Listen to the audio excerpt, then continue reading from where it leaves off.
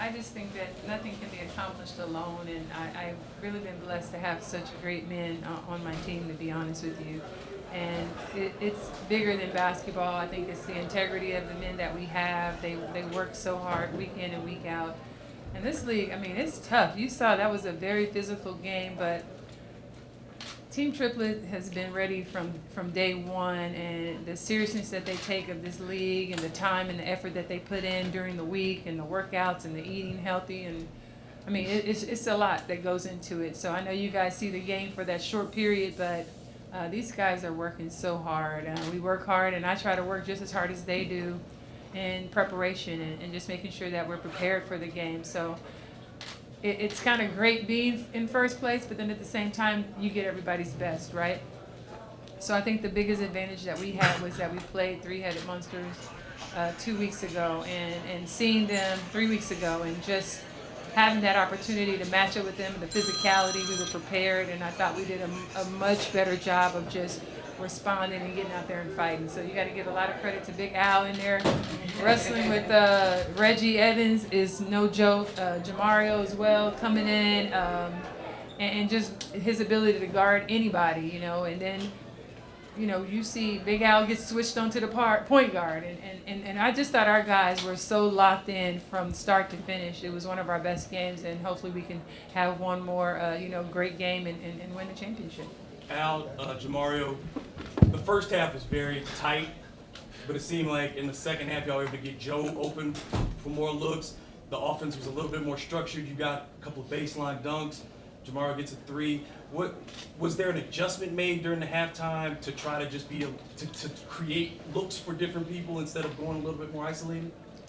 I don't think it was an adjustment. I think the first half was our kind of game. That's the game that we wanted. If you remember a couple weeks ago when we played on, we was down 19-6 in the first half, if I'm not mistaken. So when we had to dig ourselves out of the hole. So this half, I mean, I think we was up 4 at halftime. So I think that's where we wanted to be. You know, we didn't want to dig ourselves in a deep hole. And in the second half, our game just started coming along, and Joe started hitting shots, and we started playing off him, and everything worked out. How does it feel to be in the championship game, and also you're not from too far from here? I know that, Triplets and all. Just being back close, as close to home as you can. Oh, I mean, it's a great feeling. Anytime you got a chance to play for a championship, no matter what level, Pee-wee, junior high, it don't matter.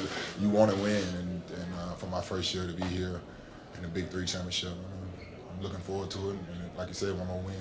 And also, like I said, to be close to home. Well, I played 14 years in the NBA, coming down here every year, so yeah. So that's just come with it. Anytime my family have a chance, since it's the Big Three game's not showing on direct TV for whatever reasons. This is my first time. They're back now. All right, so first time my mom got a chance to watch the game, so that was pretty cool. For all three, can we start with Leslie? What would be your hope for this league, like 5 years from now? Like what would, to be able to see it grow in what way? What would you like to see most? Well, obviously, this is Ice Cube's baby with his concept and ideas that he and Jeff have been able to bring to fruition for so many of us now to have these jobs and opportunities. I've heard him say that his goal is to take this international. Obviously, they went over to China and to continue to expand the Big Three. But, for me personally, I think I would hope that it would continue to be a league that the NBA men would just seamlessly decide that they're ready to move into the Big Three when they're done playing in the NBA. And I would also hope that it would be a tunnel, if you will, for guys to get back to the NBA for those who still have that talent and desire to play at that level. Al, I guess pivoting off that, would you feel like, I guess the outside perception maybe for most folks that just don't know much about the league right now is that it's for guys who are retired from the NBA. Would you agree with that sentiment, that it could be a funnel back to the NBA, maybe even a developmental aspect that could lead guys back to the league as well as a retirement league? Yeah, I think you could do both. Guys like me, who's retired, and just as long as they keep it half court, Big Three gonna always be my best friend. And guys like Joe, who got some workouts for some NBA teams coming up. So I think it could work both ways. How much fun has it been just the last this last season and just watching the league grow over the last 3 years? Yeah, I just want to say first, roll tide to my guy right here in the middle, baby. But you know what?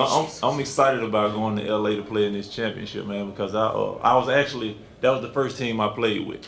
I was with the Three-Headed Monsters. They gave me a chance, and to be able to come out and play against those guys and that coach that gave me an opportunity, man, to see them on the other side and to beat them to go play for it all, man, is big. And I'm sure none of these guys take playing for championships for granted. You know what I'm saying? No matter where it is, and I'm excited. Ice Cube gave us this platform to come out and be able to still show the fans out that we still can play. We ain't old, I mean, we old, but we're older. We're not old, you know what I'm saying? So I just and then and I wish a lot of people would just give the league a chance, because I still ask some people if they know about the Big Three. Have you heard of it? They're like, no. And then I see some, I look on the Instagram under the comments under the pictures they post. I see a lot of guys saying, who want to watch a lot of old men, you know what I'm saying? And I just wish they would give the league a chance, because there's some guys in this league that can still really go out there and compete at a high level. So, once I think, the longer the league stay around, I think a lot more people buy into it and give it a chance, man, because I really think it got a chance to grow. And I wish the players, I hope the players just continue to respect the league and do their part to help the league grow. Lisa, next week the championship game is in LA, and you won there with the LA Sparks as a WNBA player. Is this moment kind of full circle for you as a coach?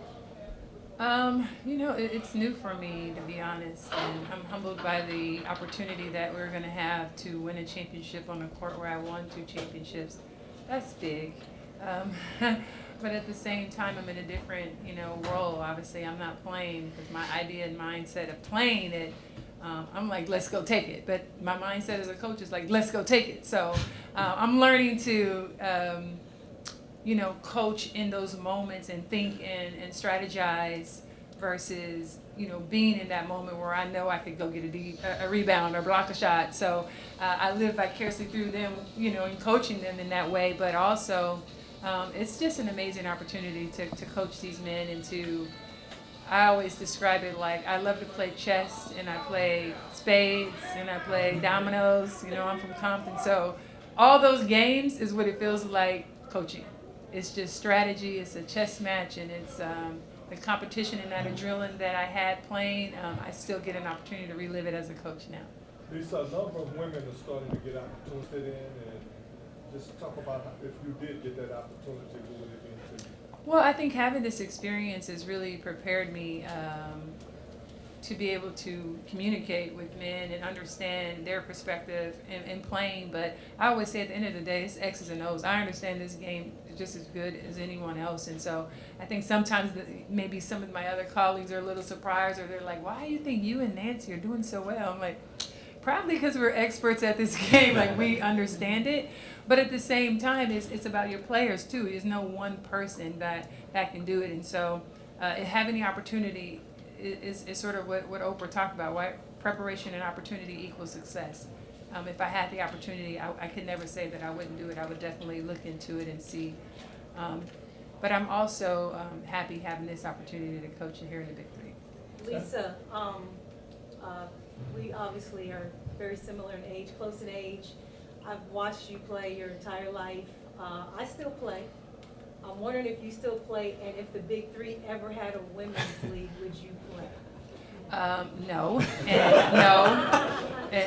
no, I don't play ball anymore.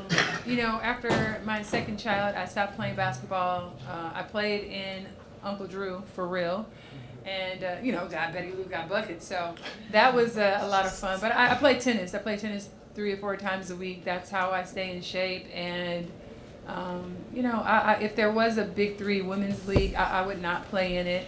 I think I've done everything I could possibly do in winning almost at every single level, and I gave the game my all, and I really enjoy being a wife. I enjoy being a mom, and so that type of commitment to play again is just not. It's time for my children and for them to figure out how to be successful at education and sports.